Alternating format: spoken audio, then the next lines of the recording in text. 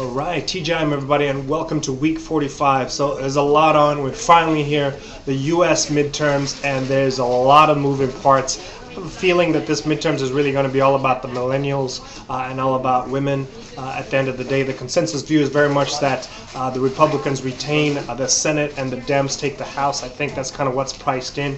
From my perspective, it gets a lot more interesting if we have either an extreme case of the Dems retaking kind of Congress, or the Republicans solidifying their kind of lead, but we'll have to wait and see over the next kind of few days. Results should be coming out early Wednesday U.S. morning, which will be basically evening, night, Asia Wednesday, so it's going to be very interesting to see kind of what goes. It is worth bearing in mind that really all asset classes seem very, very dynamic and fluid at the moment, given the huge moves we had last week, not just on the FX side, dollar rallying into kind of month end and then selling off Thursday, Friday as we started a new month, but also the huge equity rallies that we've had globally, some of the best weeks ever seen in the likes of, let's say, the Hang Seng, and of course starting this week actually back in the red, at least on the equity kind of futures kind of perspective. It'll be interesting to see how the rest of the week kind of plays out. So obviously we've got U.S. midterms, we have the Fed, which should be very much a copy-paste statement.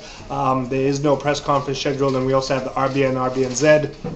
Also decisions out of Bank of Malaysia, but again, no one's expecting anything from a consensus kind of viewpoint. I would tend to stick to also that. Econ-wise, we will be getting the service PMIs coming out, as well as ISM services from the US, GDP out of the likes of the UK, and we will also be hearing from Kuroda, who will be speaking, Paulos from the Bank of Canada, as well as Norsebank's Olsen as well, will also be kind of key to watch out for. But really, midterms are going to dominate everything, and we'll have to kind of wait and sit on the sidelines, at least from my perspective, before we see a little bit more, I say, high delta, more probability of kind of continued moves, both on the bond side of things, equity side of things, and also on the currency kind of commodity side of things. Wishing everyone a fantastic and very profitable week up ahead.